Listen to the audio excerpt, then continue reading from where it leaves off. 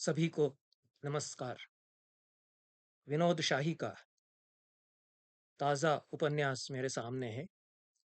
निर्बीज यह उपन्यास आधार प्रकाशन पंचकुला हरियाणा से 2024 में अर्थात इसी वर्ष छपा है। 295 रुपया इसका दाम है। 236 पेज का यह उपन्यास है। विनोद शाही हमारे बीच कुछ विलक्षण व्यक्तित्व हैं। वे बुद्धिजीवी और चिंतक हैं, पर उपन्यास लिखते हैं तो भावाविष्ट और भावाकुल दशा में भी जा पहुंचते हैं और अध्यात्म की भूमि का आरोहण करते हैं। संस्कृत के कवियों की ओर जाएं तो भवभूति में यह विलक्षणता बहुत प्रकर्ष पर है। भवभूति से कोई तुलना में नहीं कर रहा विनोद शाही की।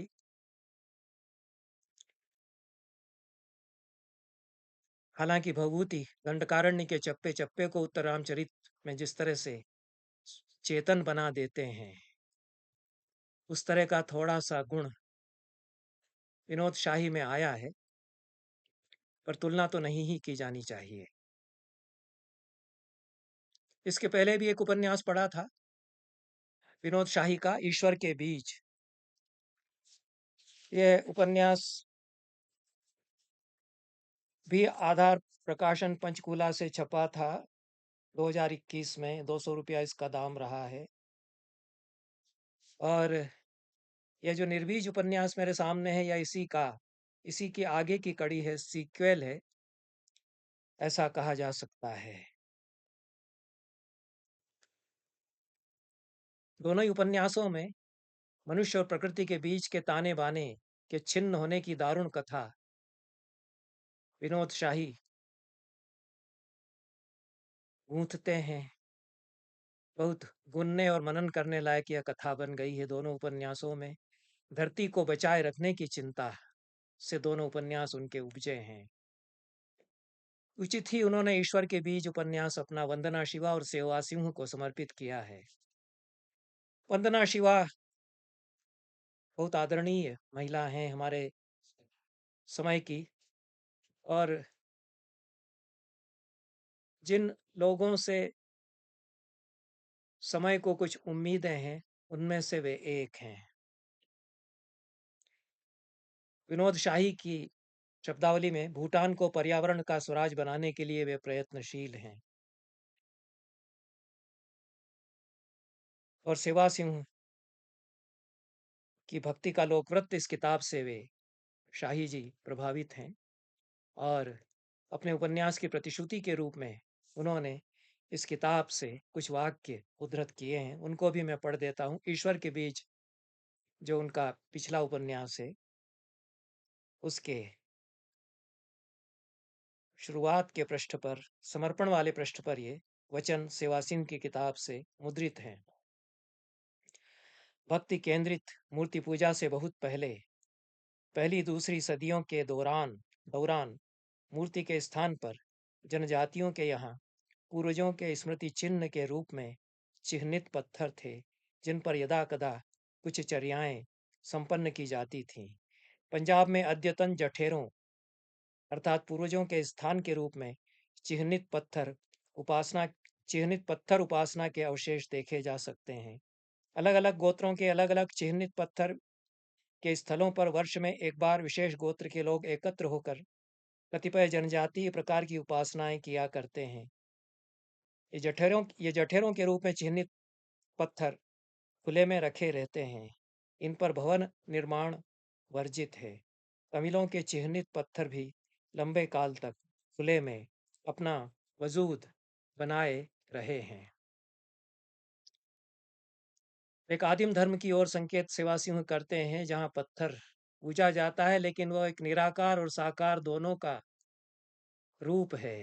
कोई देवता विशेष नहीं है, निर्विकल्पक वह है। हमारी दार्शनिक शब्दावली में किसी देवता का नाम, रूप, व्यक्ति विशेष उससे नहीं जुड़ा है।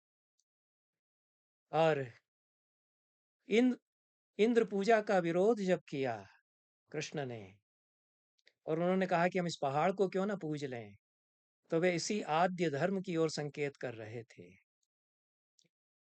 जो अपनी निर्विकल्पकता के कारण अनंत से जुड़ता है और बहुत बड़ा पैमाना रखता है। जैसे ही हम किसी देवता विशेष में सीमित करते हैं धर्म को और उसकी पूजा आरंभ करते हैं, तो संप्रदाय मत मतांतर आरंभ हो जाते हैं और अपने देवता को बड़ा बनाने की प्रवृत्ति जागृत होती है।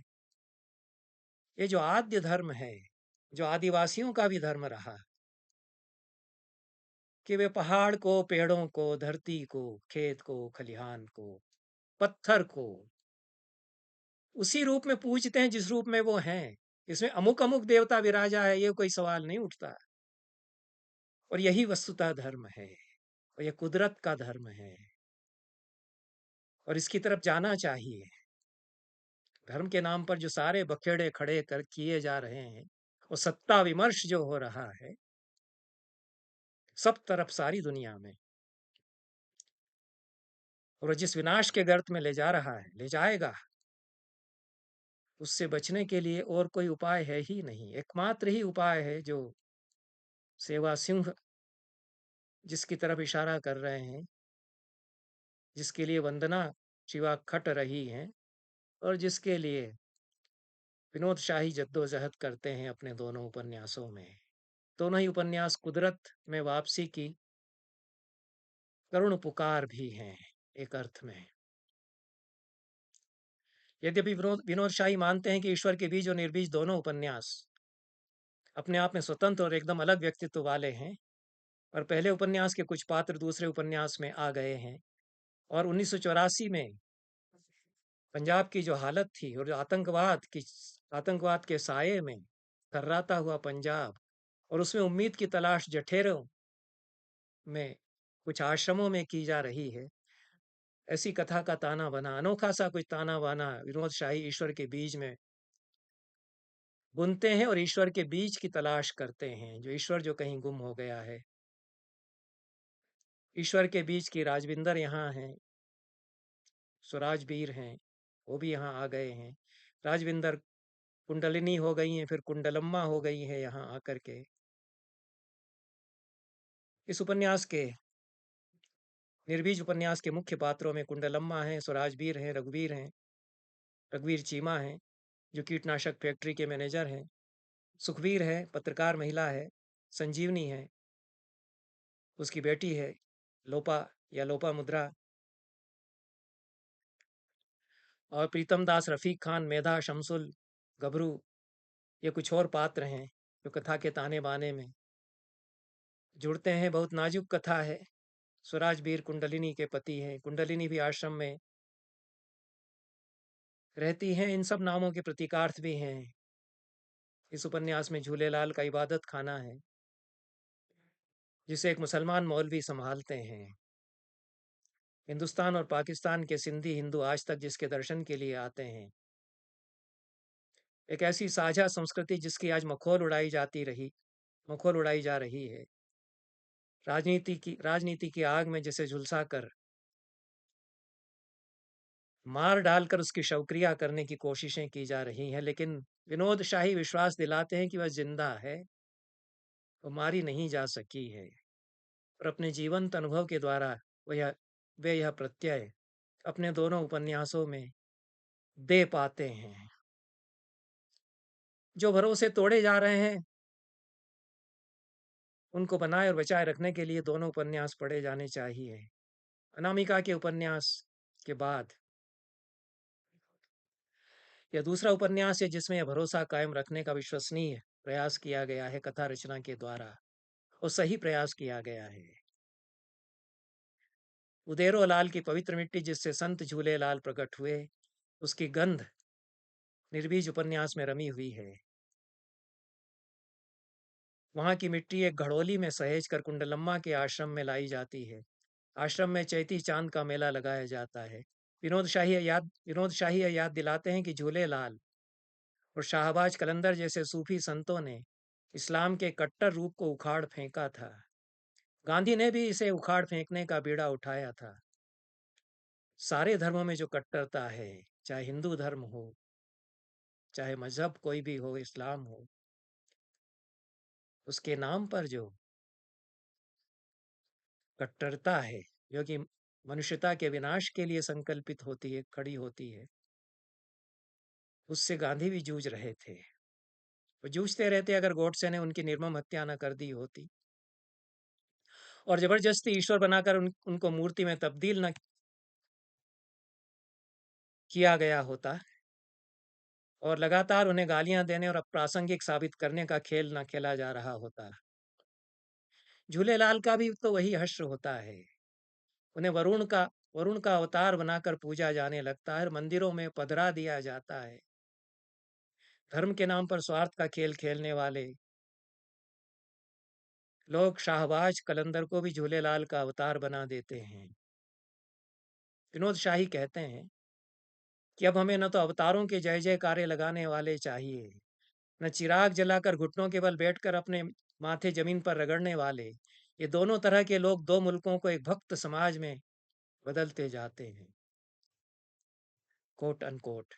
भक्ति का ज्ञान और दर्शन से नाता टूट जाता है तो वह कर्मकांड में तब्दील हो जाती है, संगठित धर्म के बाजार का रूप वह ले लेती है। विनोद शाही उस नए धर्म की आशा करते हैं, पर वर्तमान में जो हालात हैं उनमें ये आशा कहाँ तक फलवती होगी, ये सवाल फिर भी बना रहता है। विनोद शाही फिर भी इस सवाल से रूबरू होते हैं। दोनों ही उपन्यास अपने पारदर्शी सत्य कथन में मुक्त करने वाले उपन्यास हैं। कृषि सभ्यता के उदय से लगा करके झूलेलाल और गांधी तक की कथा विनोद शाही कहते हैं। दोनों ही उपन्यासों की अंतर्वस्तु पर्यावरण, कुदरत, निसर्ग, प्रकृति जो भी उसको कहें, उसके साथ मनुष्य के एकाकार होने, उसके अभेद होने का अनुभव देती है। इस अर्थ में अध्यात्म दोनों का विषय हम कह सकते हैं। ईश्वर के बीच में आतंक के साये में सुलगता हुआ पंजाब है और वहाँ की जो पारंपरिक संस्था जठेरों में बची हुई है, उस संस्था के बने रहने और बचे रहने की उम्मीद ईश्वर के बीच ईश्वर के बीज में है। ईश्वर के बीज में जो रास्ते बंद होते लगते हैं, उन्हें विनोद शाही इसमें फिर से खोलते हैं। जहर उपजाने वाले और अमृत चुराने वाले लोग हैं और उन लोगों को अमर कहकर पूजने का रिवाज हमारे समाज में अब चल पड़ा है। निर्बीज उपन्यास में पेस्टिसाइड्स या कीटनाशक पदार्थ बनाने के नाम पर जो बाजार पनपा है, वो बड़ी कारपोरेट कंपनियां उसमें शामिल हो गई हैं और वो जो खिलवाड़ कर रही हैं मनुष्यता के साथ, वो बहुत गंभीर सवाल निर्बीज उपन्यास में उनकी सारी जो राजनीति है और एक ग्लोबल मार्केट जो उनका है, उसकी घिनौनी तस्वीर सामने रखते हुए विनोद शाही सवाल उठाते हैं और एक फैंटेसी बुनते हैं, कुछ मैजिक जादुई यथार्थ के द्वारा, बिंबों, प्रतीकों, रूपकों के द्वारा वे पेस्टिसाइड्स या कीटनाशक पदार्थों के विरोध में खड़े हुए कीटों की कथा कहते हैं। आदमी कीड़े में बदल जाता है और कीड़े मनुष्य का रूप ले लेते हैं। इस रूप में बड़ा भयावह यथार्थ हमारे सामने बहुत सारे अंग्रेजी के इस तरह के उपन्यासों की स्मृति इस कथा से हमको आती है। 1984 की भी याद आ सकती है। विनोद शाही तो कविनाश के लिए अथर्ववेद की ऋचा भी उद्धृत करते हैं और उस फैंटेसी में जो वो रचते हैं उसमें कीट मनुष्यों की तरह व्यवहार करने लगते हैं और कीटनाशक बनाने वाले पेस्टिसाइड्स पेस्टिसाइड प्लांट के मैनेजर रघुवीर चीमा को चुनौती देने लगते हैं। कीटनाशक बनाने का कारोबार किस अंध गुफा में मनुष्य सभ्यता को ले जा रहा है, इसकी गंभीरता का एहसास उपन्यास पढ़ते हुए होता है। हम सब दागदार हैं, कंपनियां, बाजार, सरकार, यहाँ तक कि लालच में फंसे किसान भी। ये उद्धरण पढ़ रहा हूँ। हम सब एक काजल की कोठरी में हैं, कालिख से बचना असंभव है। हम इतना ही कर सकते हैं कि अपने कपड़े लगातार धोते रहें। ये इस उपन्यास में कहा जा रहा है। रघुवीर चिमा अपने प्लांट में कीटनाशक के मारे जाने वाले कीटों के ही बलात् कब्जे से आतंकित हो उठते हैं। उन्हें ब्रेन स्ट्रोक हो जाता है, वे अस्पताल में भर्ती हो जाते हैं। उसके बाद इस कहानी में रघुवा स्वराज वीर के छोटे से फार्म में संजीवनी बूटी की खोज की कथा आ जुड़ती है। संजीवनी की कथा को कच और देवयानी की कथा से विनोद शाही जोड़ देते हैं। हालांकि जिस तरह उन्होंने कच की कथा बयान की है वह विकृत हो गई है। कच ने शुक्राचार्य की बेटी को बलपूर्वक अपने प्रेम जाल में नहीं फंसाया, जैसा कि वे बताते हैं। जितनी कथा महाभारत के द्वारा मैं जानता हूँ, और न शुक्राचार्य ने भेद खुल जाने पर कच को भस्म किया। जितनी कथा पुराणों और महाभारत में मैंने पढ़ी है उसमें ऐसा नहीं हुआ जो बता रहे हैं विनोद शाही। लेकिन उन्होंने इस कथा का कोई प्रारूप कहीं सुना पढ़ा देखा होगा। उनकी सीमाएं हैं, मेरी सीमाएं हो सकती हैं, पर इस कथा से जोड़ते हुए यह जो अमरत्व की खोज है, वह जिस तरह से जहर उगलती है, उसकी ओर ध्यान खींचना चाहते हैं विनोद शाही। संजीवनी जो इस उपन्यास में है, वे माँ बनती हैं और एक ब्रह्म राक्षसी को जन्म देती हैं। विनोद शाही कहते हैं कि शास्त्रों में ब्रह्म राक्षसी का वर्णन है। किस शास्त्र में है यह वे नहीं बताते, मुझे भी पता नहीं है कि किस शास्त्र में है। ब्रह्म राक्षस का बिंब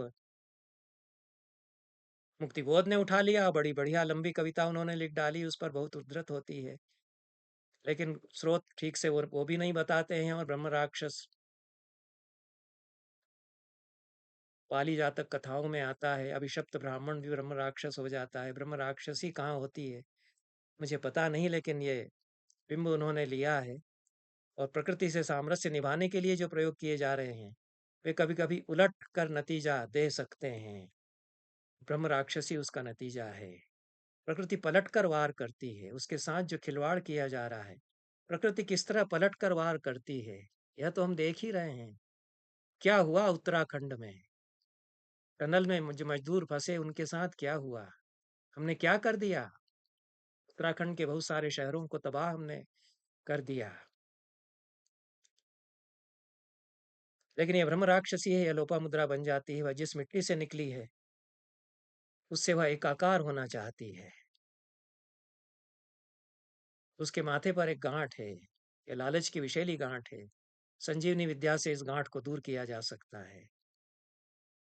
प्रकृति पलट कर वार करती है, प्रकृति अपने आप को संतुलित भी करती है। प्रकृति के संतुलन की जो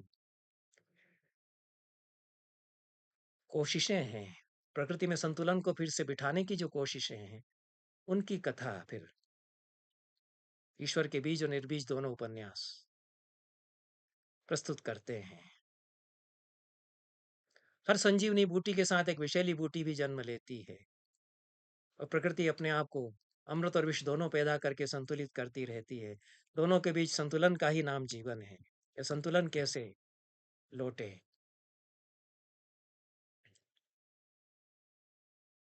बहुत मार्मिक प्रसंग इसमें उपन्यास में आता है। शमशुल एक पात्र है, वह गायों के ऊपर बहुत प्रेम रखता है, और गोरक्षक उसे बंदूक के बल पर उठाने आ जाते हैं, उसकी हत्या करने की कोशिश करते हैं। यह भी हुआ है। गोकशी का विरोध करने वाले लोग उन लोगों की हत्या कर देते हैं जो सचमुच में गायों से बहुत प्रेम रखते हैं, वो गोपालन में लगे हुए लोग हैं। पर जो फैंटेसी विनोद शाही बुनते हैं, उसमें इस वक्त पर इत्तेफाक से उसकी गाय खुली रह गई है और वह हुंकार भरती हुई टूट पड़ती है आतंकवादियों पर, आतताइयों पर, हमला करने वाले लोगों पर। जिस तरह से वशिष्ठ की कामधेनु गाय विश्वामित्र की सेना पर टूट पड़ी थी और उसने असंख्य वीर पैदा कर दिए थे, ये कामधेनु भी वहां प्रकृति का प्रतीक है जिसके प्रति हिंसा की जा रही है। और यहाँ भी एक गाय है, उसके प्रति हिंसा की जा रही है, वह भी एक प्रकृति की प्रतीक है। समाज की हवश और जुनून जो बढ़ रहा है समाज में, उसकी क्या वजह है, यह मूलभूत प्रश्न विनोद शाही उठाते हैं। उपभोक्तावादी संस्कृति की स्वार्थपरायणता और बाजार मिलकर के मनुष्यता का जिस तरह से हनन कर रहे हैं, उसकी बात वे करते हैं और सारे प्रसंगों को औपनिषदिक बोध में ले जाकर वे पर्यवसित करते हैं। कुंडलम्मा कहती हैं कि मेधा जो उनके आश्रम में रहने आई है, अपनी पसंद की गाय के साथ कुछ दिन रहे और उस गाय से संवाद करे। शमशुल अपनी पसंद के बैल के साथ रहे। दोनों पशुओं के साथ रहकर उन्हें देखना है कि दोनों क्या उन्हें कहते हैं। यह सत्यकाम जाबाल की जो कथा है बृहदारण्यक में, उसमें सत्यकाम के गुरु गौतम यही कहते हैं कि तुम उस बैल के साथ रहो कुछ समय, फिर वो तुमसे बात करने लगेगा। तो सत्यकाम को लगता है कि हाँ, वो मुझसे बात कर रहा है। यह जो बीता हुआ समय है उसको अपने समय में फिर से रचते हैं। और क्या उस आदिम बोध को हम जगा सकते हैं जब प्रकृति मनुष्य से बोलती थी, धरती बोलती थी, पेड़ बोलते थे, इंसान प्रकृति के इतना करीब था कि धरती का कण कण उससे संवाद करता था। विनोद शाही मेधा और उस गाय का एक काल्पनिक संवाद रच देते हैं जिसमें सारी फिलासफी वो रचते हैं। शमशुल शुरू में तो बहुत हैरत में है कि किस पचड़े में उसे डाल दिया गया है, बैल के साथ कैसे रह सकता है। पर धीरे धीरे बैल शमशुल के साथ संवाद करने लगता है। शमशुल को लगता है कि बैल के पास रूहानियत है, ईश्वर क्या इसी तरह बोलते हैं। विनोद शाही इन सारे प्रसंगों में हमारी सभ्यता जिस तरह से बदलती गई है उसका पूरा इतिहास खोलते हैं। और जो पूरा इतिहास हमारी सभ्यता का है वह धीरे धीरे निसर्ग से दूर और दूर होते चले जाने का है। यह एक अभिशप्त इतिहास है। बहुत सारे वाक्य विनोद शाही के बहुत सावधानी से एक एक शब्द पीते हुए पढ़ने लायक हैं। बहुत भावुकता के साथ महीन ताना बाना बुनते हैं अपनी कथा का, पर यह लिजलिजी छिछोरी भावुकता नहीं है। भभूति से बढ़कर के तो भावुक कवि संस्कृत में कोई दूसरा शायद है ही नहीं, पर उतने ही प्रचंड प्रकांड पंडित और दार्शनिक भी भभूति हैं। यह एक अनोखा विलक्षण समन्वय होता है, कहीं कहीं यह दुर्लभ समन्वय होता है किसी किसी में। हमने पंडित बच्चूलाल अवस्थी में इस तरह का देखा समन्वय, कम लोगों में होता है। विनोद शाही में कुछ कुछ उस तरह का समन्वय हुआ है, चिंतक का, विचारक का, दार्शनिक का, और एक ऐसी बेचैन भावुकता का जो कि कुछ खोज रही है अपने समय की नब्ज को। हजारी प्रसाद द्विवेदी में इस तरह की भावुकता है, पर उनमें इतिहास दृष्टि और शास्त्रावबोध बहुत गहरा है।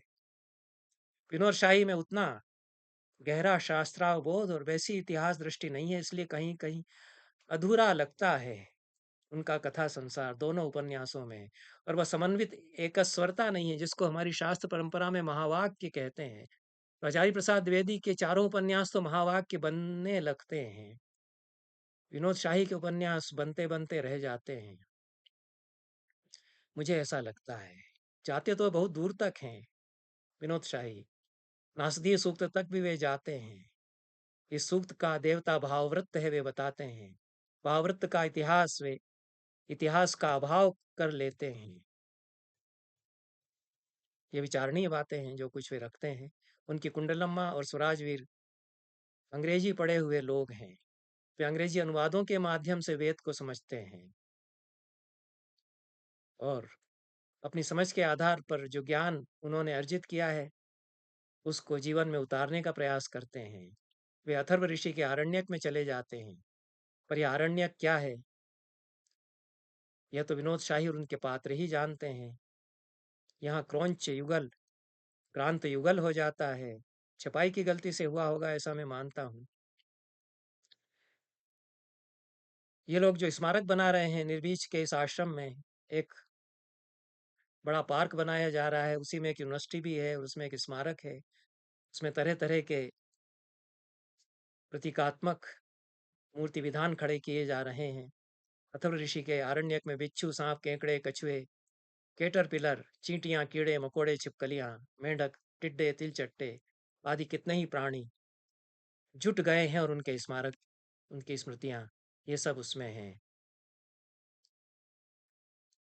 इन सब की जो सतह है उसको खोलकर भीतर के संसार में बैठने की कोशिश विनोद शाही करते हैं। वे रघुवीर चीमा के द्वारा कीटनाशकों के एक वैकल्पिक बाजार का स्वप्न रचते हैं और सृष्टि के महायज्ञ में कुछ मानवों को अंततः अपनी बलि देना पड़ती है। उस बलि की भी दुखद कथा इसमें आती है, पर वह बलि अब फिर बेशकीमती दौलत बन जाती है। आत्मा का हृदय द्रावक स्वर कहीं संगीत पैदा कर देता है। कुंडलम्मा और स्वराजवीर अपने आश्रम में विश्वविद्यालय कायम करते हैं। वह बहुत अलग तरह का विश्वविद्यालय है। उसके अहाते में जो पार्क है वो बहुत अलग तरह का पार्क है। अंत तक पहुंचते हुए यह पूरी कथा एक रहस्य रोमांच से भरी हुई कथा की परिणति बन जाती है। वे दोनों ही उपन्यासों में यह विनोद शाही करते हैं कि ईश्वर के बीज में भी और निर्बीज में भी बहुत फैल गई बिखर गई कथाओं को वे रहस्य और रोमांच के ताने बाने में फिर समेट लेते हैं। आनंद स्वरूप इसमें अवतरित होते हैं और रघुवीर चीमा और दयाल साहब ने जो कुछ किया उसका वे स्पष्टीकरण देते हैं। सारी जो फैंटेसी है और जो जादुई यथार्थ का ताना बाना बना था उसके उलझन को वे सुलझाते हैं।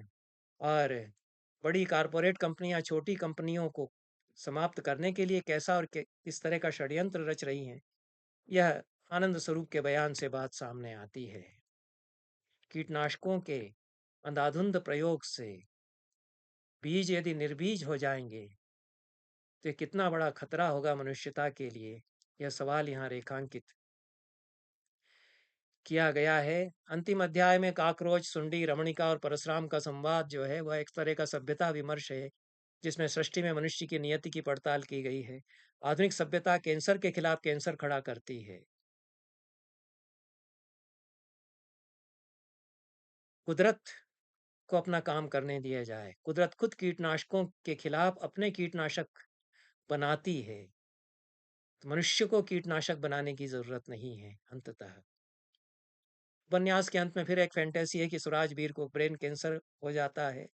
वे कामा में चले जाते हैं, पर यह वास्तव में यह कामा जो है वह एक समाधि की दशा है। उसमें जो अनिर्वचनीय अनुभव होते हैं उनको वे अलौकिक अनिर्वचनीय अनुभवों का बयान करते हैं। तब डॉक्टर उनका इलाज करना बंद कर देते हैं और वे मान लेते हैं कि अतीन्द्रिय अनुभवों पर उनको स्वयं शोध करने की आवश्यकता है। विनोद शाही अपने उपन्यास को उस मुकाम पर ले जाते हैं जहाँ शास्त्रों की समझ शास्त्रों के पार चली जाती है। नास्तिक होने और आस्तिक होने के अंतर मिट जाते हैं। यह उपन्यास, दोनों ही उपन्यास उनके कुदरत के इशारों को समझने के आह्वान है और यह नई चेतना जगाने का आह्वान भी है।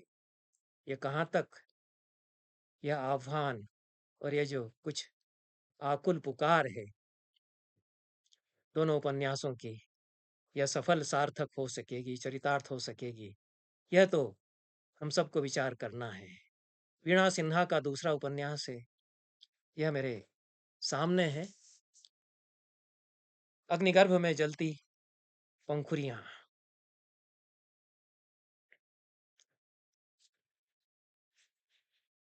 वीणा सिन्हा के कई कविता संग्रह और उपन्यास छप चुके हैं। पहला काव्य संग्रह तुम्हें जाना है, मैंने वाणी प्रकाशन से छपा था। उनका पथ प्रज्ञा पहला उपन्यास उनका था, पुरस्कृत हो चुका है। दूसरा उपन्यास सपनों से बाहर वागीश्वरी पुरस्कार से सम्मानित हुआ है। सुबह की धूप उनका कविता संग्रह है, यह भी पुरस्कृत हुआ है। और फिर भी जीना लड़की, यह अंग्रेजी में और हिंदी में किताब उनकी है, अंग्रेजी में अनुदित हुई है। और यह उनका नया उपन्यास है। नालंदा विद्यापीठ का बख्तियार खिलजी के द्वारा ध्वंस इसकी मुख्य कथा वस्तु है। माधव इसका मुख्य पात्र है। माधव की पत्नी राधिका को सती होने के लिए उकसाया जाता है, प्रेरित किया जाता है। यह बहुत दर्दनाक कथा है और यह हमने भी होती हुई देखी अपने ही समय में। राजस्थान के गांव में कोई कुंवर थी, उनको किस प्रकार से सती होने के लिए प्रेरित किया गया था, कैसे किया जाता है वो सब जान, उसकी कथाएं हैं, कैसे उसको महिमा मंडित किया जाता है। यह तो भला हुआ कि कुछ प्रबुद्ध महिलाओं का संगठन सामने आ गया, नहीं तो नेता उस समय सम्मिलित हो गए थे। जिन लोगों को याद होगा वो वाकया, ये कई दशक पुराना वाकया है कि अपनी-अपनी रोटी सेकने वहाँ नेता पहुँच गए। सती माता की महिमा गाई जा रही है। उसको तो जला दिया, डाल दिया तेल छिड़क करके चिता में। देखते रह गए लोग। मामला ये था कि जायदाद का मामला था।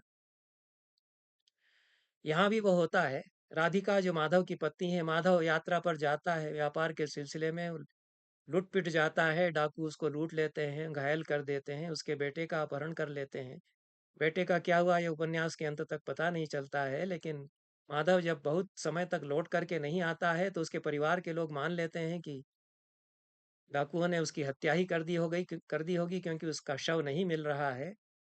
तो राधिका को बार-बार प्रेरित किया जाता है, जो उसकी प्रेमिका है, जो उसकी पत्नी है और बहुत चाहती है अपने पति को, जो बड़ी आतुरता से प्रतीक्षा कर रही है और समझती है कि पति लौट करके आएँगे। उसको उसके ससुर की महत्वाकांक्षाएँ हैं कि वे क्षत्रप हो जाएँगे।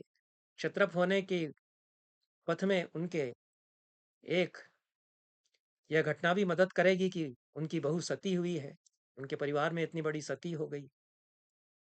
तो राधिका के ससुराल के लोग अपने स्वार्थ और महत्वाकांक्षा की वेदी पर उसकी बलि चढ़ा देते हैं।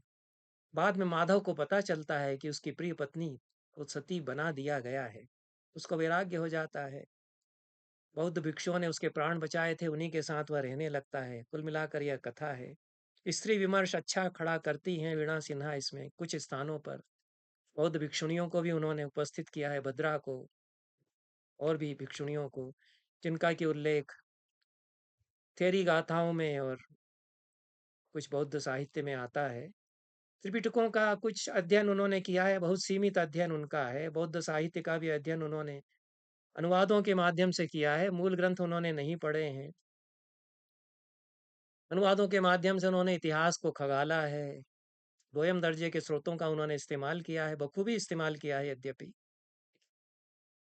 पर जब वो बताती हैं कि शतपथ ब्राह्मण तथा बृहदारण्यक उपनिषद में वंशावलियाँ हैं, अजातशत्रु और उसके बाद की, तो कौन-सी वंशावलियाँ शतपथ ब्राह्मण में हैं और बृहदारण्यक उपनिषद में कौन से अजातशत्रु की वंशावलियाँ हैं, यह वे नहीं बताती हैं। कहीं उन्होंने पढ़ा होगा, मुझे तो नहीं मिला।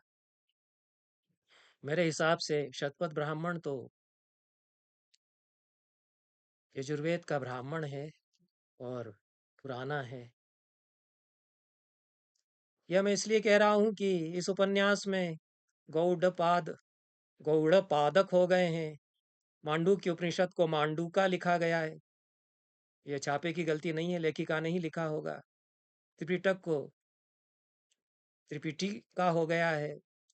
और तुरुस्का तुरुस्का शब्द इसमें बार-बार आया है। ये क्या है मुझे समझ में नहीं आया। पूरा उपन्यास मैंने पढ़ा तो संस्कृत में तुरुष्क शब्द आता है। राजतरंगिणी में कल्हण ने, जो संस्कृत का महान इतिहास ग्रंथ है 11वीं शताब्दी का, उसमें तुरुष्क शब्द का प्रयोग किया है। तुरुष्क शब्द संस्कृत में कई बार आता है, कई ग्रंथों में आता है। इतिहास से संबंधी प्राचीन ग्रंथों में संस्कृत में आता है। हिंदी में तुर्क आता है। अब ये तुरुस्का क्या है? एक जगह तुरुस्क भी छप गया है। मुझे लगता है कि अंग्रेजी में TURUSK उन्होंने जो इतिहास की किताब पढ़ी होगी, रोमिला थापर की पढ़ी या जिसकी भी पढ़ी हो, या अनुवाद पढ़ा होगा, उसमें ये रोमन स्क्रिप्ट में TURUSK पढ़ा होगा, तो उन्होंने तुरुस्का लिखा है। जो जानते हैं वो बता दें। मेरी तो इतिहास की भी जानकारी बहुत कम है। मुझे समझ में नहीं आया, इसलिए कह रहा हूँ। ये तुरुस्का अगणित बार इस उपन्यास में बार-बार आया है। लेकिन मध्यकाल पर वो सवाल उठाना चाहती हैं वीणा सिन्हा। जो सवाल उन्होंने उठाए हैं बहुत मार्मिक रूप में हजारी प्रसाद द्विवेदी ने चारुचंद्र लेख में उठाए हैं, और बहुत साहस के साथ हजारी प्रसाद द्विवेदी ये सवाल उठाते हैं कि क्या हिंदुस्तान ने हाराकीरी कर ली 11वीं 12वीं शताब्दी में? कहाँ पर हम असफल हुए? ये बहुत साहस के साथ में द्विवेदी जी ने उस उपन्यास में सवाल उठाया है। जिस दमखम के साथ और जिस शास्त्रावबोध के साथ हजारी प्रसाद द्विवेदी उसी समय को बुनते हैं चारुचंद्र लेख में, वैसा दमखम चाहिए उस समय को समझने के लिए। इस उपन्यास में भी बहुत सारी स्थितियां कुछ कुछ वैसी हैं। हजारी प्रसाद द्विवेदी के उपन्यास में बौद्ध नहीं है, यहाँ बौद्ध हैं। नालंदा है, वहाँ नालंदा नहीं है। नालंदा का ध्वंस किया जा रहा है, निर्मम ध्वंस किया जा रहा है। लेकिन ये पता नहीं चलता कि जो बौद्ध आचार्य, बड़े पूजनीय आचार्य थे, बख्तियार खिलजी घुस आया है, हमला कर रहा है, और वो मंडल बना करके बैठे हुए हैं कि हमने जो मंडल बनाया है उसमें जो हम बलि पदार्थ अर्पित कर रहे हैं उनसे बख्तियार खिलजी भस्म हो जाएगा। क्या उनका ये करना ऐसा उचित था या नहीं था, ये वीणा सिन्हा नहीं बताती हैं।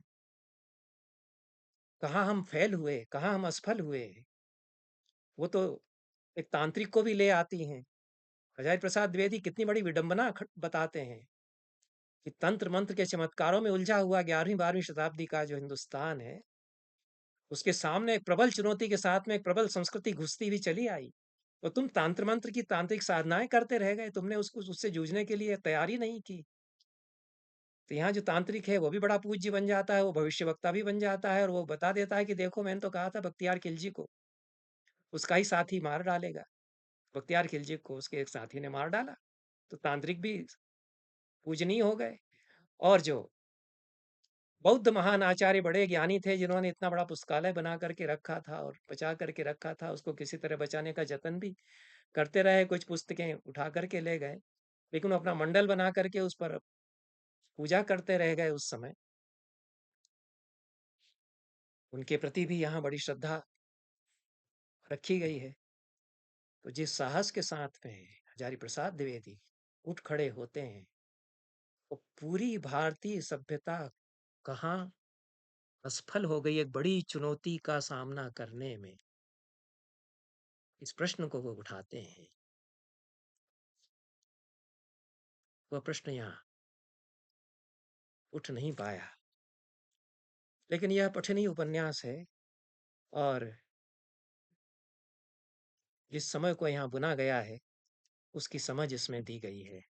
इन शब्दों के साथ इन पुस्तकों पर संक्षिप्त चर्चा अपनी मैं समाप्त करता हूँ। बहुत बहुत धन्यवाद। नमस्कार।